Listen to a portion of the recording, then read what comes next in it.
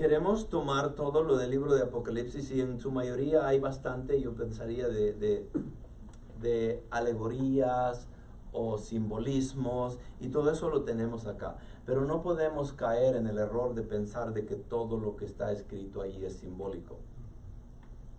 Y ese es un error que se ha tomado cuando leemos el libro de Apocalipsis. Y por lo mismo,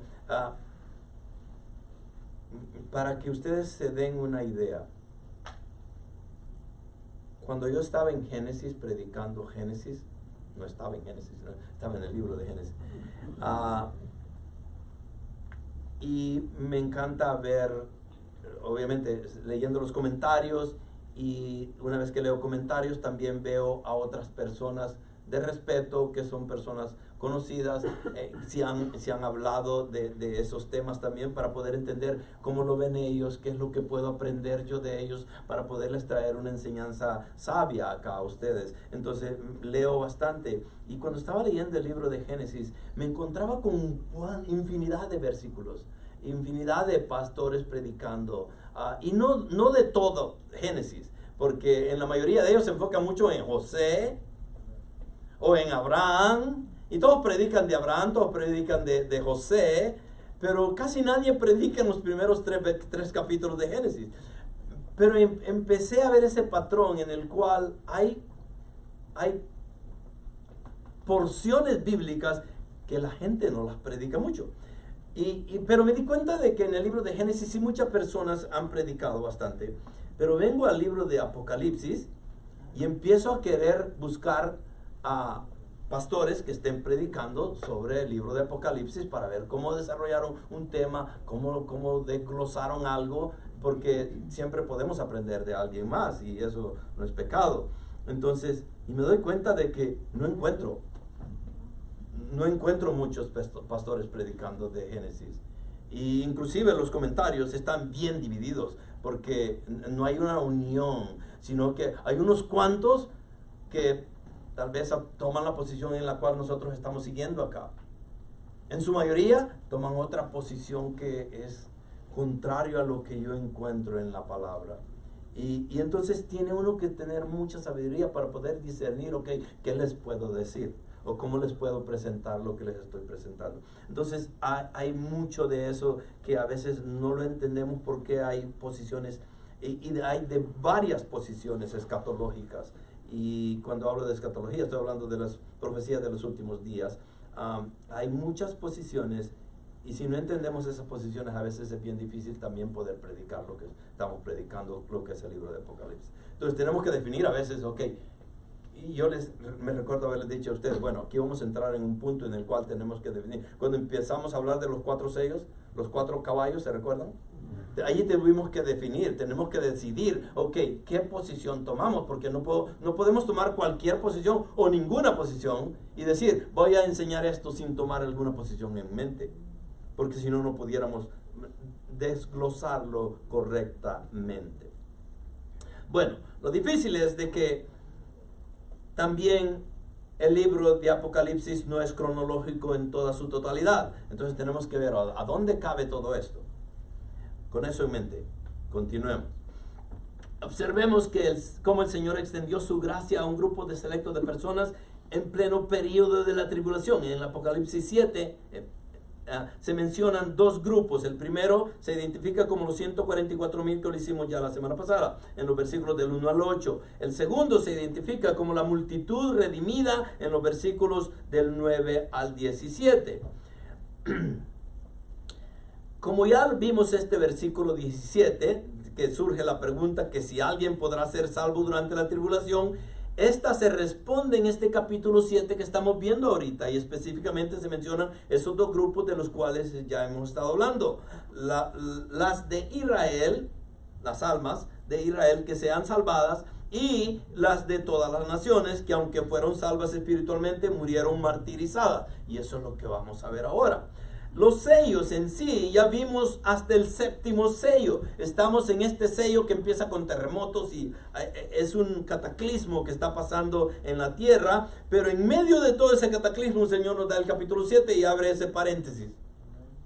Pone la pausa y dice, ok, déjenme decirles esto. Y por eso es que es difícil a veces. Bueno, ¿dónde ponemos esos 144,000? ¿Quién los salvó? ¿Se han hecho esa pregunta? ¿Quién los salvó a ellos? ¿Quién les predicó? Y empezamos a hacernos este montón de preguntas, ¿no? Y a veces no hay respuesta correcta. Entonces, pero sabemos de que estamos en el 6º sello. Y a medida que avanzamos este libro de Apocalipsis, nos encontramos en medio de un pasaje, entre paréntesis. Este capítulo 7 se inserta en la narrativa para permitirnos vislumbrar la gracia de Dios, y sobre todo eso es lo más importante de lo que estamos leyendo ahorita. Ver la gracia de Dios obrando durante el tiempo más terrible que la tierra haya conocido. El Señor va a salvar multitudes, y la pregunta sería para nosotros como iglesia hoy: ¿por qué no hicimos el trabajo nosotros entonces? ¿No deberíamos nosotros de haber predicado el Evangelio y ver multitudes venir a los pies de Cristo? ¿Sí o no? Esa es una consigna que Dios nos dejó. Llevar el Evangelio a las naciones. Mateo 28 es muy claro. ¿Y qué pasó entonces? ¿Por qué no lo hicimos? ¿O por qué no lo hemos logrado? Tenemos la tecnología en nuestro favor. Tenemos teléfonos que son tan inteligentes que hasta nos hablan ahora. Y no hemos podido alcanzar a las naciones. ¿Por qué no? La iglesia ha fracasado en sus esfuerzos por alcanzar al mundo. Hemos gastado billones de dólares y aún el mundo está lleno de inconversos y no alcanzados. Vivimos en una era de comunicaciones globales y aún no hemos podido llevar el Evangelio a todos los pueblos de la tierra. ¿Por qué no? Pero si no lo hicimos nosotros, ¿saben qué? Todo esto va a cambiar. Durante la tribulación. Quizás no lo imaginemos, pero la tribulación será testigo del mayor esfuerzo evangelístico que el mundo jamás haya presenciado. Estos 144,000 que fueron sellados van a convertirse en los predicadores. Estos judíos redimidos llevarán el Evangelio a todo el mundo y como resultado una gran multitud será salva. En nuestro último estudio vimos al Señor redimir a 144,000 hombres judíos. Estos hombres fueron enviados al mundo entero a predicar el Evangelio del reino a todas las naciones. En este pasaje vamos a ver los frutos de su predicación. Una gran multitud es conducida a la fe en Jesucristo y liberada de la gran tribulación. Okay, pero ¿cómo sabemos que eso es cierto?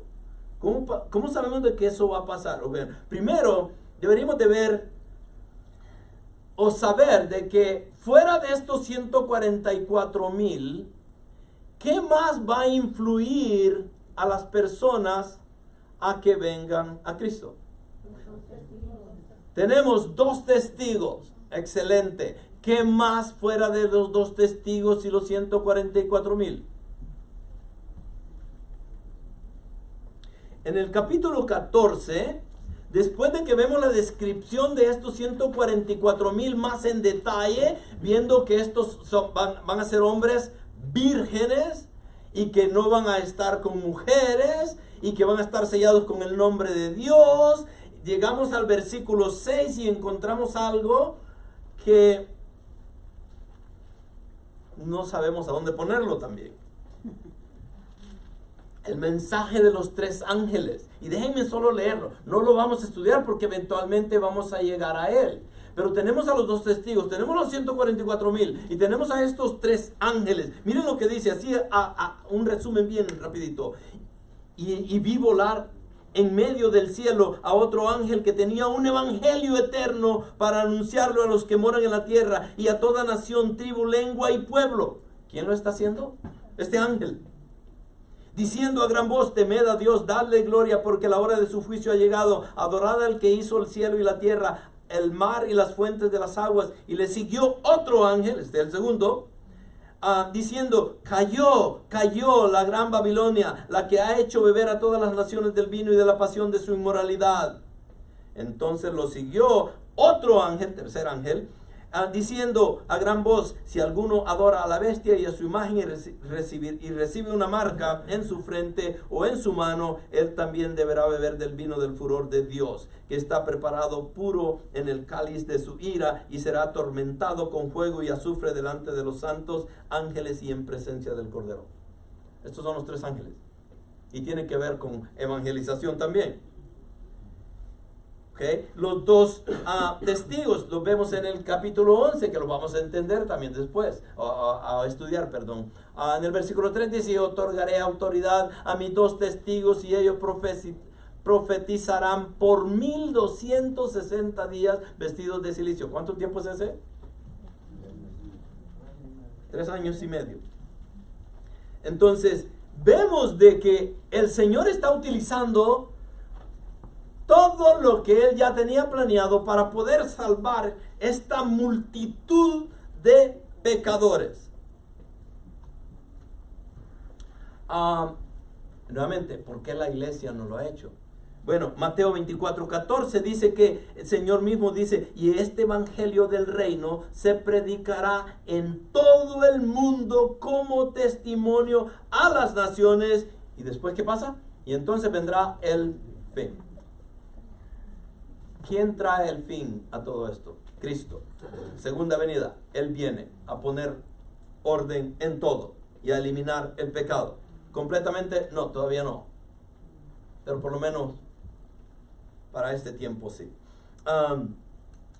Juan 6:37, Cristo hablando dice: todo lo que el Padre me da vendrá a mí, y al que viene a mí de ningún modo lo echaré fuera. Dios operando en la salvación, Padre llamando, Hijo recibiendo, el Espíritu guiando a Cristo, a todos aquellos que no lo conocen. Amén. Esa es la manera en cómo la Trinidad está involucrada en la salvación. Entonces vamos a ver entonces la gracia de Dios en acción en este paréntesis, solo para mostrarnos cómo es que estas multitudes van a ser salvas. Ya vimos a los 144,000 siendo salvos. Ahora estos 144,000 están operando en esta gran tribulación, alcanzando a todos los que Dios va a salvar. Entonces observemos 3 datos sobre esta gran multitud de santos redimidos, porque esos son los que son. Esta multitud son santos redimidos. El Señor los ha salvado. ¿Cuál es la diferencia en nosotros que somos salvos ahorita y esos que van a ser salvos en la tribulación? La gracia es la misma, pero tal vez el proceso. Porque nosotros somos salvos ahora, ¿sí o no? Amén. Ok, ¿cuántos de nosotros somos salvos y el Señor nos usa como mártires? Raramente. ¿Hay mártires ahorita? Sí. ¿Han habido a través de toda la historia bíblica? Sí. Pero en esta época en particular, la diferencia es que todos, en su mayoría, que son salvos, van a ser mártires. Pero son santos redimidos. Entonces miremos la descripción de esta multitud. Esta multitud que son muchos que nadie los puede contar. Y entremos a ver en los versículos 9 en adelante. Después de esto, mire, ¿quién está hablando acá? Juan. Ok, después de esto miré y vi. Juan está en la presencia, todavía está en el trono, Dios le está revelando todo esto, y vio él una gran multitud que nadie podía contar. Ahora, después de esto, pudiera ser muchas cosas. En este caso, si lo vemos como todo un capítulo, como unido, como capítulo, vemos que primero el Señor sella a los 144,000, y ahora ellos están llevando a cabo esta evangelización mundial. Después de esto dice: miré y vi una gran multitud que nadie podría contar. Obviamente este es el resultado de toda la evangelización que Dios está llevando a cabo en esos últimos 3 años y medio. ¿Ok? Entonces vi una gran multitud que nadie podía contar, de todas las naciones, tribus, pueblos, lenguas, de pie delante del trono y delante del Cordero. ¿Qué hay en particular en esto? Porque es una multitud de naciones, formada de naciones, tribus, pueblos y lenguas. ¿Qué están y cómo están? Están en el... ¿A dónde están primeramente? Están en el trono. ¿Ok? delante de Dios, delante del trono y delante del Cordero, Cristo. ¿Se recuerdan cuando el Señor muere en la cruz? ¿Qué sucedió en el momento que Él expiró? Terremoto, se oscurece, hay terremotos y el velo del templo se rajó de arriba hacia abajo en dos y quedó expuesto todo el lugar santísimo. ¿Se recuerdan? ¿Qué tiene de significativo esto? De que nadie nunca antes podía o tenía la libertad, sobre todo un gentil, de poder entrar al lugar santísimo. Nadie. Una vez que Jesús muere, ese lugar santísimo, ese trono, está disponible para todos aquellos que iban a ser salvos de ese punto en adelante. Porque somos sacerdotes, amén, ¿sí o no? Amén. Ahora podemos nosotros tener, y tenemos la habilidad, capacidad y derecho de poder entrar al trono sin ningún problema. Ellos lo están haciendo. Están delante del trono y delante del Cordero. ¿Por qué? ¿Porque se han ganado el mérito? No, porque Dios es misericordioso. Dios por medio de su gracia los ha salvado y los ha llamado a su presencia, pero ahora están en el trono y están alabando al Señor, y todavía no llegamos ahí, pero lo van a alabar. ¿Quiénes? Todos estos mártires que murieron en la gran tribulación, que era una multitud que nadie podía contar. La pregunta sería, ¿cómo se presentan? ¿Cómo están? Bueno, se presentan en las últimas dos frases de abajo: vestidos con vestiduras blancas y con palmas en las manos. Y ya vamos a leer un poquito acerca de por qué de esa manera, qué significa una o la otra. Pero se presentan y están ante el trono, ante el Cordero, y lo están adorando. ¿Okay? Su número, ¿cuántos eran? Nuevamente, una multitud que nadie puede contar. Sus nacionalidades, ¿de dónde eran? De todas las naciones, de toda lengua, de toda tribu. Su naturaleza, ¿cuál es la naturaleza de ellos?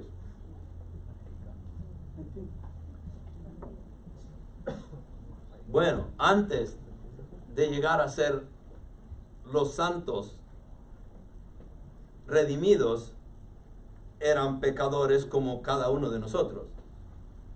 Pero Dios, por medio de su gracia, los salva y ahora son santos redimidos. Ahora han sido justificados. Por eso es que están vestidos de ropa blanca. ¿Qué significa eso? La justificación de Cristo en sus vidas. Ahora son perfectos ante Dios. Ahora ya no hay pecado que les elimine esa posición de poder estar en el trono, cuando sabemos nosotros que el pecado no tiene comunión con Dios. Por eso el pecado no puede entrar al trono. Pero estas personas están en el trono frente al trono de Dios, frente al Cordero de Dios. ¿Por qué? Porque han sido justificados por medio de la sangre del Cordero. Amén. Están vestidos con vestiduras blancas y con palmas en las manos. Génesis 22, 17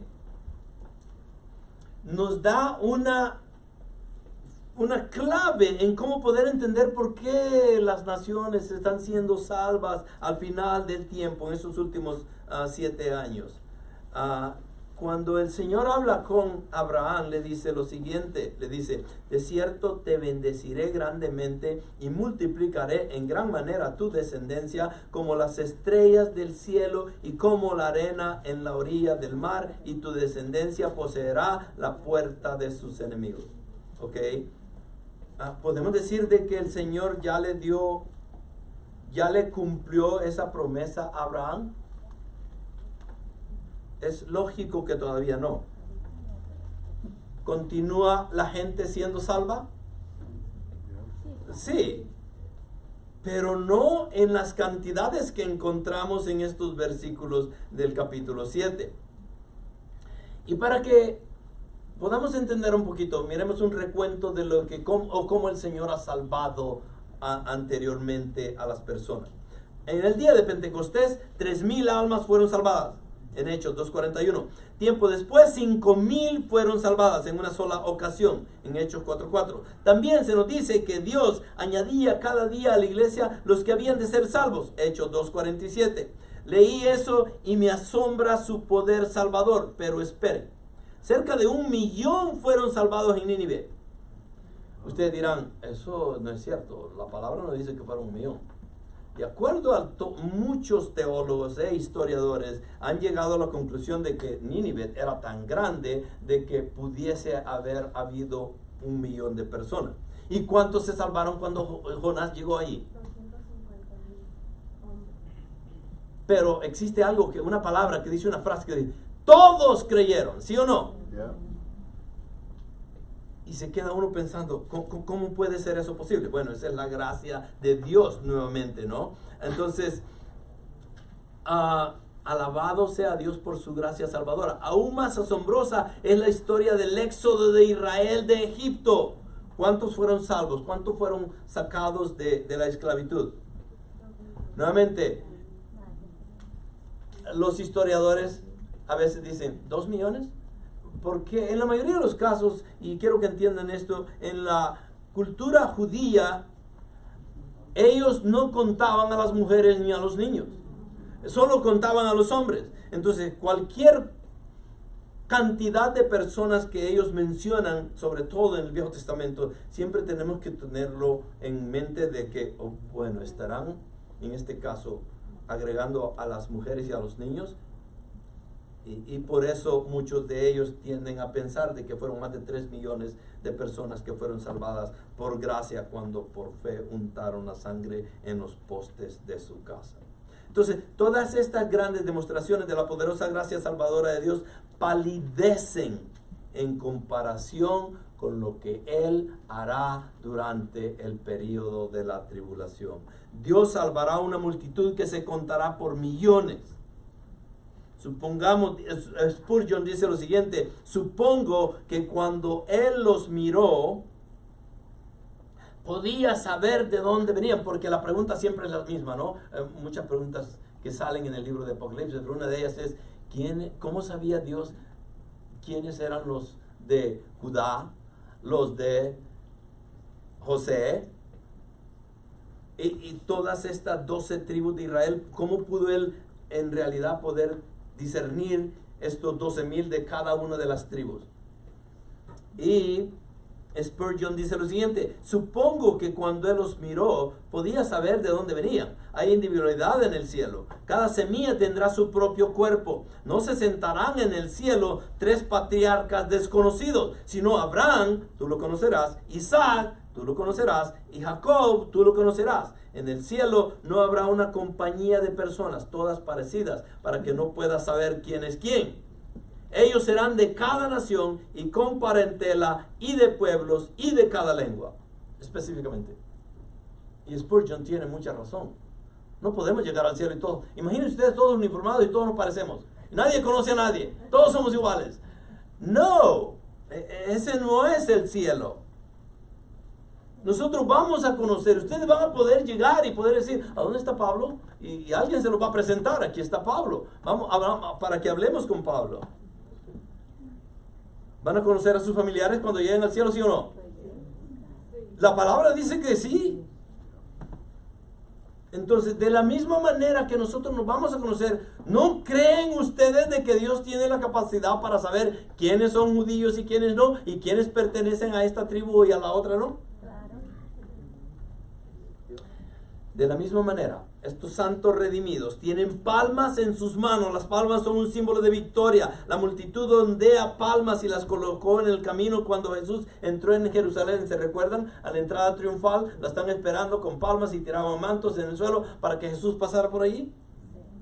Esa era una forma de victoria, de ellos poder decir, el Mesías o el que nos va a salvar ha entrado a Jerusalén.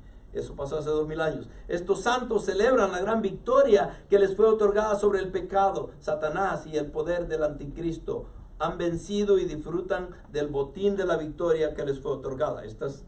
multitudes están en el trono ahora adorando al Señor. Las palmas eran emblemas de victoria. Esto muestra que esta gran multitud celebrando una gran victoria. La palma, esto es Spurgeon hablando nuevamente, la insignia del triunfo indica ciertamente un conflicto y una conquista. De la manera que en la tierra las palmas no serían dadas si no hubiera victoria. Podemos concluir que el Señor no distribuirá el premio si no hubiera una guerra precedente y una victoria. Del hecho de que el glorificado lleva palmas, podemos inferir que ellos no llegaron de camas de pereza o jardines de placer, sino que soportaron la severidad y eran hombres entrenados para la guerra. Eso es lo que dice Spurgeon. Yo estoy de acuerdo. Entonces, ¿qué hacían estas multitudes una vez que podemos reconocerlas de que son un montón, vienen de todas las naciones y están vestidos de blanco? Pero ¿qué hacían? El versículo 10 dice que y clamaban a gran voz diciendo: la salvación pertenece ¿a quién? A nuestro Dios, que está sentado en el trono y al Cordero. Entonces la salvación le pertenece ¿a quién? A Dios y al Cordero. ¿Y a dónde están sentados? En el trono. ¿Y a dónde están estas multitudes? Alrededor del trono. Y están adorando al Señor. ¿Qué es lo que gritan? Bueno, ya lo dijimos, la salvación pertenece a nuestro Dios. Y vamos a encontrarnos en una escritura acá donde ellos están adorando al Señor y están gritando que la salvación le pertenece a Dios. Lo están adorando y vemos una multitud de ángeles que vienen y se postran ante el trono y al Señor y empiezan a adorarlo también. ¿Por qué? Merece la adoración al Señor. Amén. Pero ¿por qué no lo habían hecho antes? Buena pregunta, ¿no? ¿Por qué esperaron que estas multitudes lleguen y adoren a Dios? Y entonces vienen todos estos santos. Ya vamos a llegar ahí. Y empiezan a adorar a Dios también. Acuérdense de algo. Los santos, ¿entienden la salvación? Perdón, los ángeles.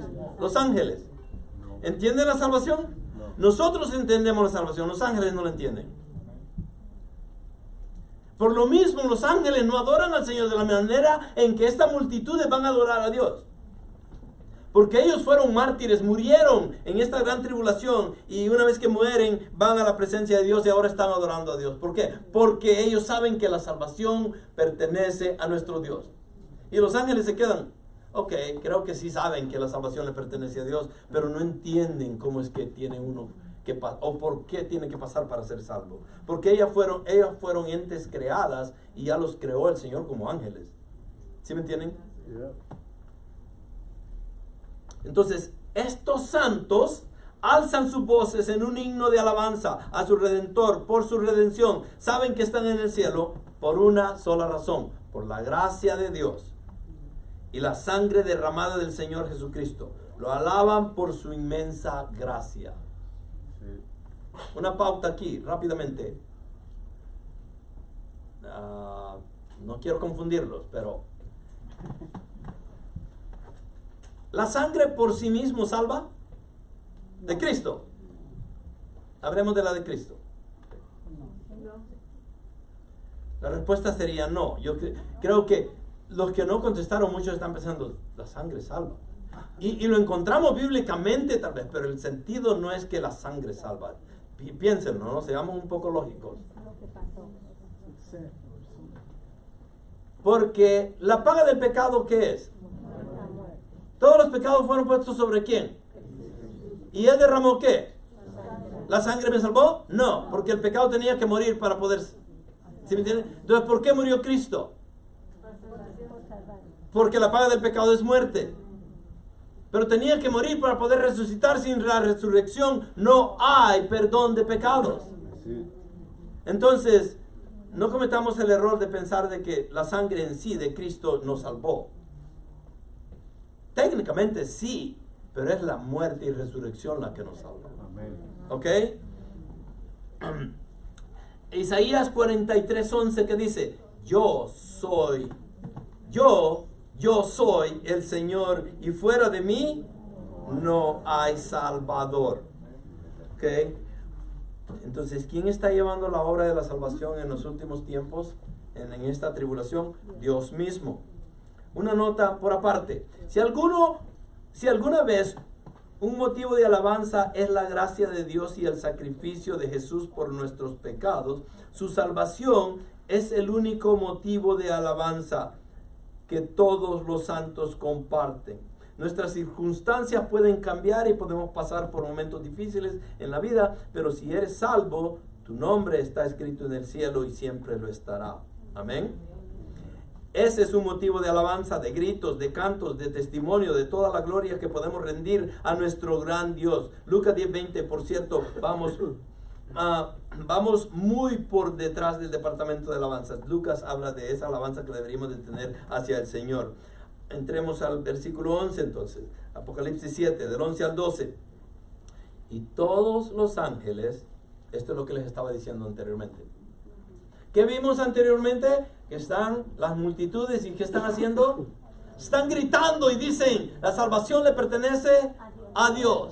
Y están alabando a Dios con esas palabras. Y están gritando. Y de repente, todos los ángeles, ¿cuántos? Todos los ángeles estaban de pie alrededor del trono y alrededor de los ancianos que representan la iglesia arrebatada en el cielo ya, y de los 4 seres vivientes que muestran la autoridad de Dios y la protección y todo lo demás. Ok, vemos todo eso, pero detrás de todo eso están estos ángeles de pie alrededor del trono y alrededor de los ancianos y de los 4 seres vivientes. ¿Y qué hacen ellos?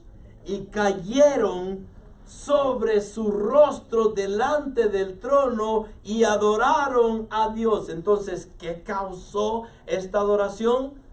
Las multitudes redimidas de la gran tribulación que Dios salvó por medio de su gracia son salvos, llegan al cielo y empiezan a adorar a Dios, y esto causa que todos los que están allí en el trono o alrededor del trono empiecen a adorar a Dios también. Interesante, ¿no? Entonces, ¿qué causaron? Motivaron a estos ángeles a que también se postren ante Dios y empiecen a adorarlo, diciendo amén. ¿A qué decían amén? A la situación que estaba pasando. Están diciendo amén a que la salvación le pertenece a Dios. Eso era lo que estaban cantando. ¿Se recuerdan? En el versículo anterior. Y todos los ángeles estaban de pie. Sí, la salvación pertenece a nuestro Dios que está sentado en el trono y el cordero. Están adorándolo con esa frase. Las multitudes. ¿Y qué hacen los ángeles? Estaban de pie alrededor del trono y alrededor de los ancianos y de los 4 seres vivientes, y cayeron sobre sus rostros delante del trono y adoraron a Dios diciendo amén, como queriendo decir, sí, es cierto. La salvación pertenece a nuestro Dios que está sentado en el trono.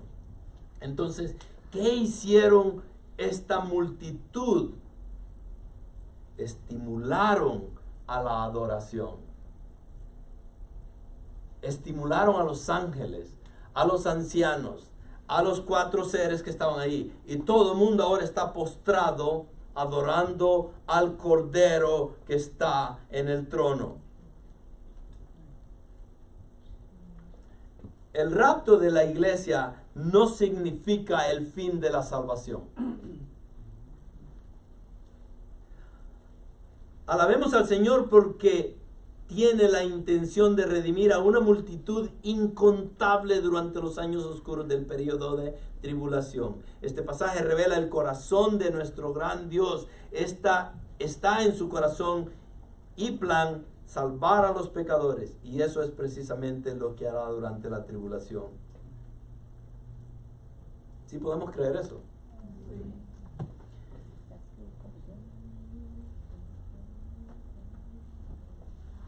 Ahora los ángeles alzan sus voces exclaman amén. De esta manera se suman a las alabanzas de los redimidos, añaden una septuple declaración de gloria a Dios y lo alaban por quien es y por lo que hace. Saben que lo que han dicho es verdad, así que concluyen su alabanza con otro amén, porque ellos también al final dicen amén. Los ángeles no pueden alabar a Dios por la salvación, pues nunca han conocido la profundidad del pecado. Nosotros sí. Pero estos ángeles han visto el amor de Dios en acción mientras se dedicaba a salvar a los seres humanos. ¿Qué vieron ellos? ¿Sabían que cuando Jesús está siendo crucificado, los ángeles están diciendo, ¿qué es lo que estás haciendo, Señor? Y no entendemos eso. ¿Por qué vas a morir? ¿Por qué vas a sufrir? ¿Por qué te estás dando como un mártir, como un Mesías, como ese Cordero de Dios que quita el pecado del mundo? ¿Por qué no llamas a uno de tus ángeles y lo pones ahí? No lo entendían ellos.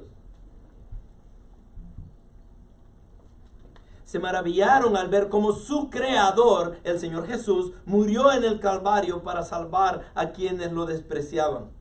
Han presenciado los estallidos espontáneos de alabanza al ver a los pecadores ser salvos a lo largo de los siglos. Alabar a Dios por la salvación es un privilegio humano. Y eso es verdad, eso es cierto. Por eso los ángeles no entienden. Y aun cuando lo hacen, como que no hay una conciencia bien clara de por qué deberíamos de adorar a Dios. Ahora, esto es la multitud. Para nosotros que estamos de este lado de la cruz, somos salvos al recordar lo que Jesús hizo en la cruz y comprender que su muerte y resurrección son todo lo necesario para nuestra salvación. Cuando confiamos en Él por fe, somos salvos eternamente. Romanos 10, 9, 10 dice que si confesamos con nuestra boca que Jesús es el Señor y que Dios lo resucitó de los muertos, seremos salvos. Entonces, incluso en medio de la gran tribulación, las almas serán salvadas por la simple predicación de un evangelio sencillo. Y en el capítulo 15 de 2 Corintios podemos encontrar 3:4, donde dice que porque primeramente os he enseñado lo que asimismo recibí, que Cristo murió por nuestros pecados conforme a las Escrituras, y que fue sepultado y que resucitó al tercer día conforme a las Escrituras. Ese es el evangelio. ¿Okay? Entonces vemos estas multitudes adorando a Dios, y no solamente adorando a Dios, pero y motivando también a todos estos millares de ángeles, a la iglesia que ya está también ahí, que ha sido ya arrebatada y está en el cielo, está en el trono, y también a los 4 seres vivientes, y ahora todo el mundo está adorando a Dios. Entonces, la gracia de Dios en acción. Observemos 3 datos sobre esta gran multitud de santos redimidos. Ya vimos la descripción de esta multitud, quiénes son, de dónde vienen, y bueno, no hemos visto de dónde vienen, ya vamos a ver.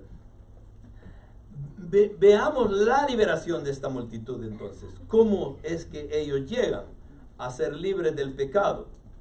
Versículo 13 empieza con esto. Y uno de los ancianos habló diciéndome, estos que están vestidos con vestiduras blancas, que representan la justificación de Dios sobre nosotros, ¿quiénes son y de dónde han venido? Esa es la pregunta de este anciano.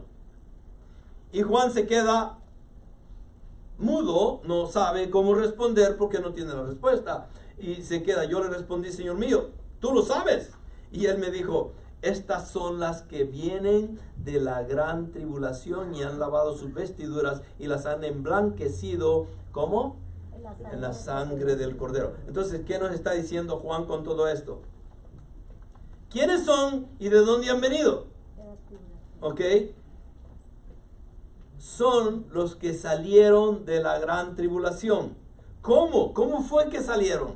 Porque fueron martirizados, fueron lavados sus vestiduras y las han emblanquecido en la sangre del Cordero. Cada uno de ellos, de acuerdo a los versículos del libro de Apocalipsis, nos muestra de que murieron como mártires. Y esa es la manera en cómo pudieron alcanzar esta presencia en el trono. Dios los salva por su gracia, por su misericordia. De la misma manera que nos salvó a nosotros, ellos también han sido salvos. La salvación siempre es de la misma manera. El Señor no puede salvar diferente a lo que ya dejó escrito. Por gracia, por fe, por medio de Cristo y nada más. A Juan se le dice que estas personas que salieron de la gran tribulación, estas personas han estado viviendo los horrores. Acuérdense que este es solo un paréntesis. Ellos están pasando por todo lo peor que esta tribulación trae a la tierra. Pero incluso durante ese tiempo de intensa ira y juicio hay un rayo de luz cuando la asombrosa e ilimitada gracia de Dios desciende para tocar esta vasta multitud de almas perdidas. Estas personas fueron salvadas de la misma manera que siempre han sido y serán salvas por gracia, mediante la fe. Efesios 2, 8, 9. Se nos dice que lavaron sus ropas y las emblanquecieron en la sangre del Cordero. Esta simple declaración revela una profunda verdad. Solo Dios conoce el método de salvación. Miremos hacia atrás. Ya fuera Adán y Eva en el huerto, Abel con su sacrificio, Abraham y su carnero, Israel y los sacrificios del tabernáculo y el templo, la salvación en el Antiguo Testamento se obtuvo mediante la sangre del Cordero.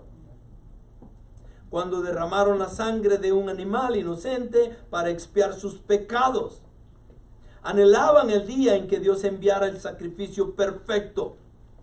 Todos los santos del Viejo Testamento vieron a Cristo como la futura salvación de ellos y pusieron su fe en Él. Abraham creyó y le fue contado por justicia. Él fue salvado por la fe. Aquellos santos del Antiguo Testamento fueron salvos al anhelar el Calvario. No lo conocían, no lo veían, pero ellos tenían fe de que ese Mesías iba a venir, el Cordero de Dios que quita el pecado del mundo iba a venir, y pusieron su fe en Cristo, y es la forma en cómo fueron salvos. Cuando Jesús vino y fue a la cruz, logró lo que millones de sacrificios de animales solo podían imaginar. Al morir, Jesús obtuvo la salvación eterna para todos los que crean en Él. Entonces, este mensaje en sí, en estos versículos, es obvio de que está hablando de la salvación. Y en un grupo como este, pudiéramos decir nosotros, bueno, esto es una iglesia pequeña, pero somos suficientes como para poder decir esto, de que tal vez no todos son salvos acá.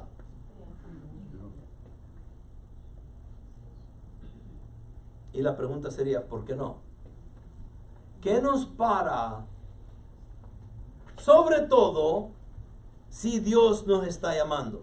Porque ustedes están acá hoy no por una coincidencia humana. No existen esas cosas en el reino de Dios. Nadie vino ahora porque se levantó con el deseo de ir a la iglesia, sin saber lo que es una iglesia. No, ustedes vienen acá porque el Señor está operando en su corazón y en su mente por medio del Espíritu Santo, y la palabra de seguro ya ha sido predicada y ustedes están allí como cada uno de nosotros. No, mañana, y posponemos la salvación. Pero ahora están acá y la palabra es muy clara, dice que hoy es el día de la salvación, no mañana. Gloria a Dios. Pero podemos ver de que esta salvación es real. La podemos experimentar aquellos que somos salvos. La podemos experimentar en el proceso que vemos alrededor de nosotros cuando personas están evangelizando y predicando la palabra a otros. Podemos ver que la salvación es real. Podemos ver de que Dios es real en nuestras vidas. De la misma manera servimos de testimonio a los demás cuando operamos de esa forma. Quienes estamos de este lado de la cruz, somos salvos al recordar que Jesús hizo lo que Jesús hizo en la cruz y comprender que su muerte y resurrección son todo lo necesario para nuestra salvación cuando confiamos en Él. Yo lo puse de nuevo, pero ya lo habíamos visto.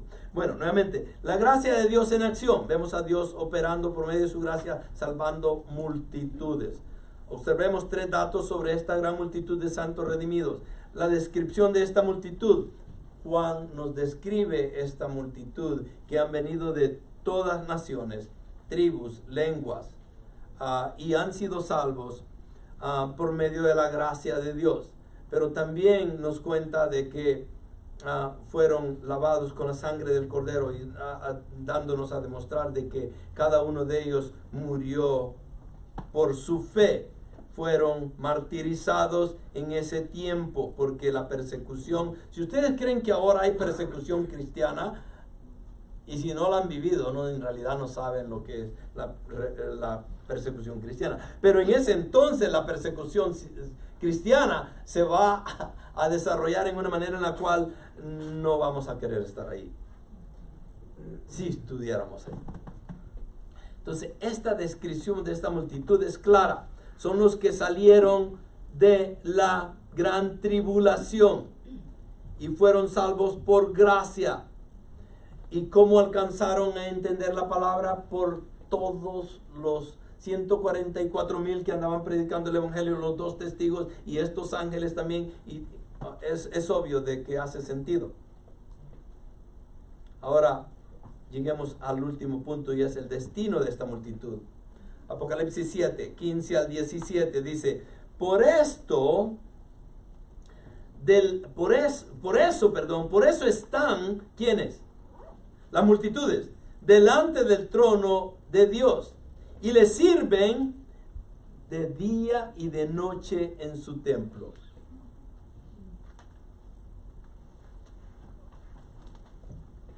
A veces nos hemos pintado esta idea de que vamos a estar en el cielo eternamente y que vamos a tener un arpa y vamos a estar cantando y tocando el arpa todo el tiempo, ¿no? Y como que nos han dado esa imagen de que eso es el cielo eterno. Pero, ¿qué están haciendo estas multitudes en el templo o en el trono de Dios? Sirviéndole día y noche. Ya no van a poder dormir. O van a haber turnos, de seguro. ¿Se recuerdan que ya no va a haber sol? Porque ¿quién va a alumbrar? Cristo. Con su luz eterna, Jesús. Entonces, ¿ya no vamos a dormir? Bueno, para aquellos que no les gusta desvelarse, yo no sé cómo le van a hacer. Pero estos están delante del trono y le sirven día y noche en su templo. Fíjense dónde están. Debido a que han sido redimidos y purificados, se les permite estar en la presencia de Dios, algo que no tenían. ¿Ok? Esto era inaudito en tiempos bíblicos. En el templo había un lugar llamado, ya hablé de esto, el atrio de los gentiles. Este era el atrio exterior del templo, y a los no judíos no se les permitía entrar más allá de este atrio. ¿Ok? Hacerlo implicaba la pena de muerte para un gentil. Imagínense eso. Cuando Jesús vino, esa era la situación de los gentiles. No podían, no tenían derecho. Ahora, la mayoría de los salvos acá, ¿quiénes son? Es obvio de que los judíos están siendo salvos durante la tribulación. Pero millares de multitudes que nadie podía contarlos, son gentiles. Y ahora están en la presencia del Señor, en el trono, alabándolo, y no solamente lo están adorando, pero están motivando a los ángeles, a la iglesia, a los santos y a los 4 seres vivientes que están ahí a postrarse ante el Cordero de Dios. Mateo 27:51 dice: aquí el velo del templo se rasgó en 2, de arriba abajo, y la tierra tembló y las rocas se partieron y el templo quedó descubierto para poder tener nosotros la libertad de entrar a la presencia de Dios. Todos los salvos, estamos destinados a una profesión celestial. La Biblia dice que le servirán día y noche en su templo. Esta multitud gozosa y redimida está en la presencia de Dios y a su entera disposición pasarán la eternidad cumpliendo su voluntad, sirviéndole, adorándolo y disfrutando de su presencia.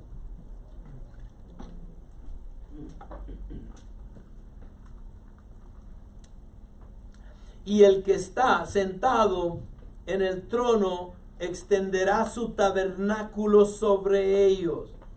Ya no tendrán hambre, ni sed, ni el sol los abatirá, ni calor alguno, pues el Cordero en medio del trono los pastoreará y los guiará a manantiales de aguas de vida, y Dios enjugará toda lágrima de sus ojos.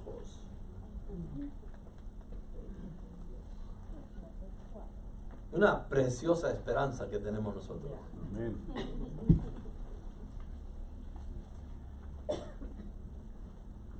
Ahora, enfoquémonos en que ya no tendrán hambre ni sed. ¿A quién se está refiriendo con esto ahorita? A las grandes multitudes que han sido salvas en la gran tribulación. ¿Ok? Ya no tendrán hambre ni sed, ni el sol los abatirá, ni calor alguno. En los primeros 4 sellos, ¿qué viene primero? Ya se les olvidó. Vamos a regresar entonces. La conquista o la paz falsa que iba a traer ¿qué? Guerras, hambrunas, enfermedades y todo lo que seguía, y muerte, obviamente. ¿Se recuerdan? Entonces, ahora el Señor les está diciendo, ya no tendrán hambre, porque han sido, obviamente, pagaron con su vida, pero ya no van a sufrir. Ya no van a tener hambre, ni sed, porque también el agua va a ser corrompida y va a ser amarga y no la van a poder ni tomar en ese tiempo, ni el sol los abatirá, ni calor alguno, pues el Cordero en medio del trono los pastoreará y los guiará a manantiales de agua de vida, y Dios enjugará toda lágrima de sus ojos. Ya no más angustia, ya no más pena, ya no más dolor. Porque, ¿qué causa las lágrimas? Angustia, pena y dolor. Ellos están destinados a una presencia celestial, pero no solamente la presencia celestial, pero también a una profesión celestial de servidumbre. Una profesión en la cual vamos a estar ahí por toda una eternidad. La diferencia es que ya no va a haber angustia, dolor ni pena. No vamos a sufrir. Todo va a ser un gozo eterno.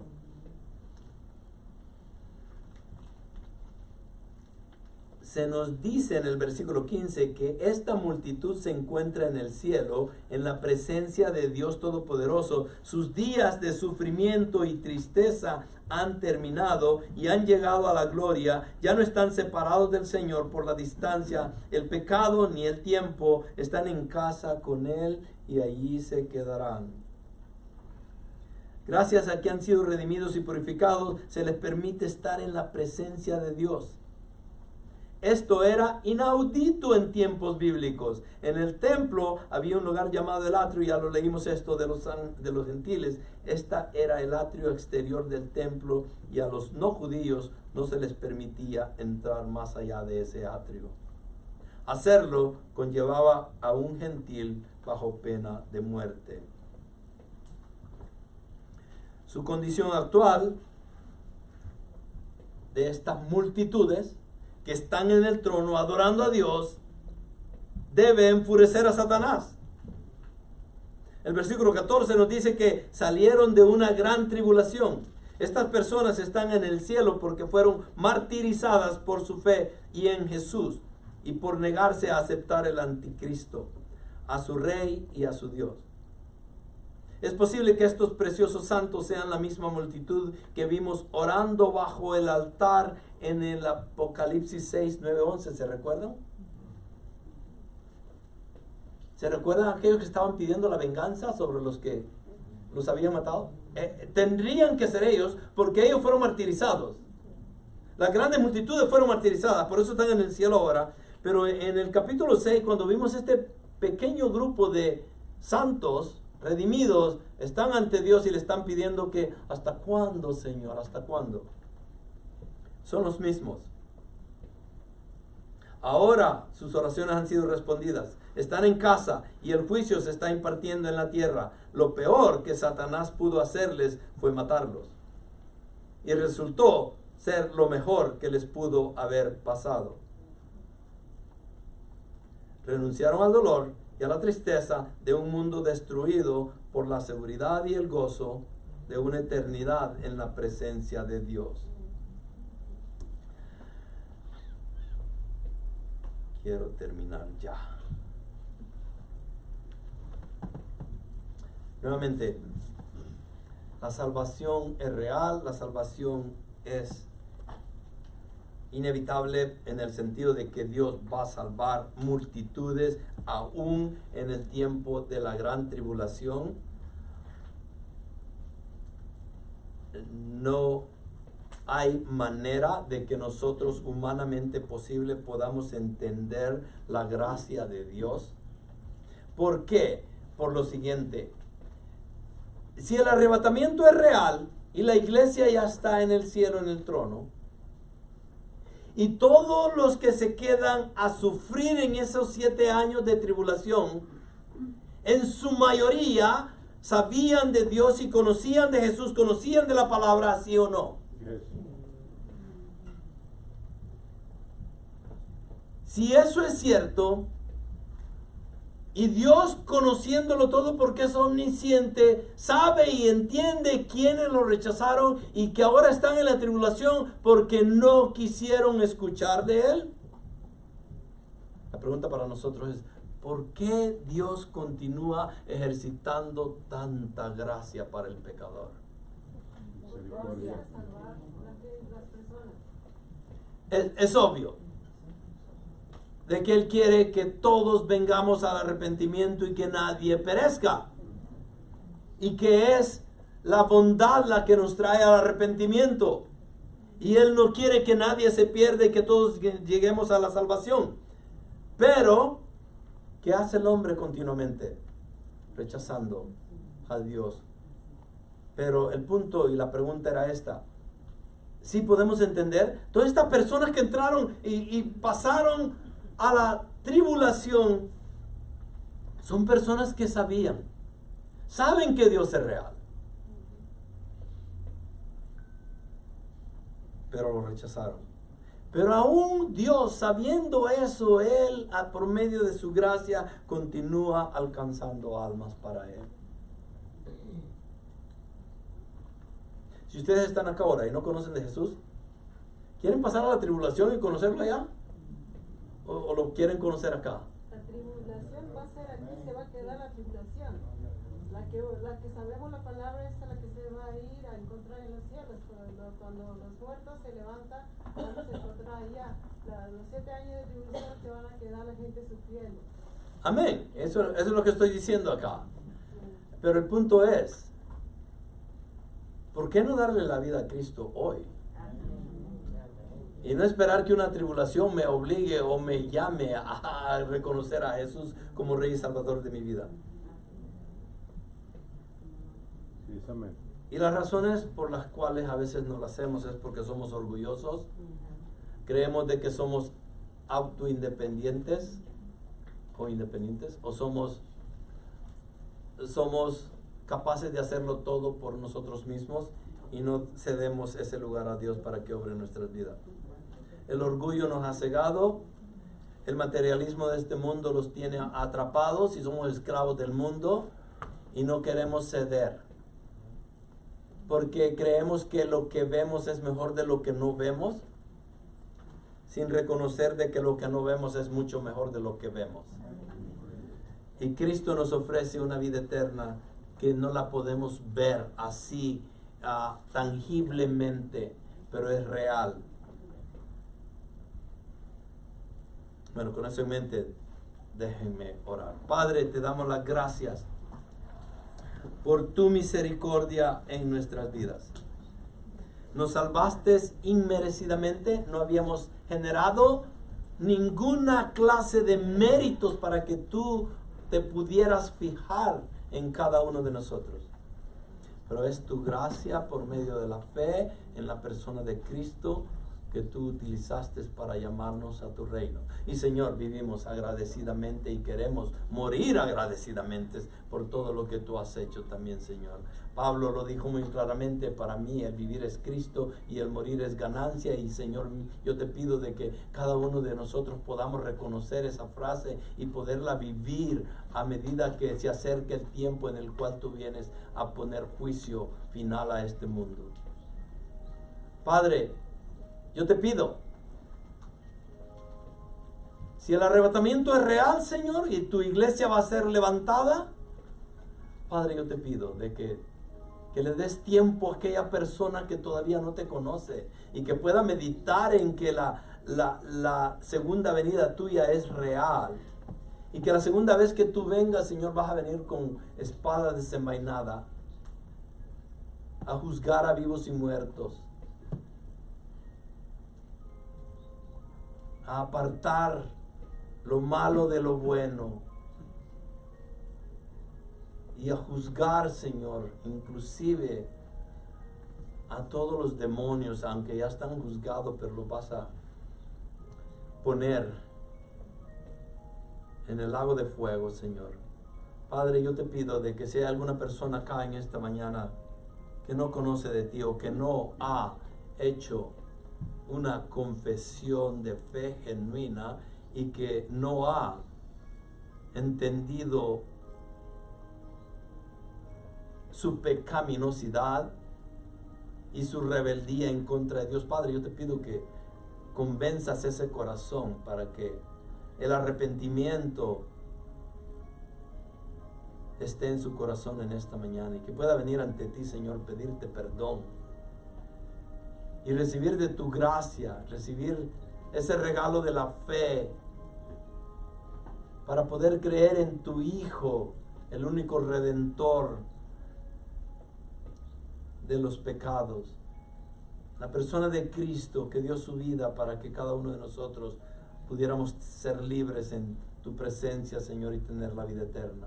Padre, conmueve los corazones rebeldes y que podamos enfocarnos, Señor, en tu gracia, que es tan, pero tan compleja en el sentido de que no la podemos entender con nuestra mente finita.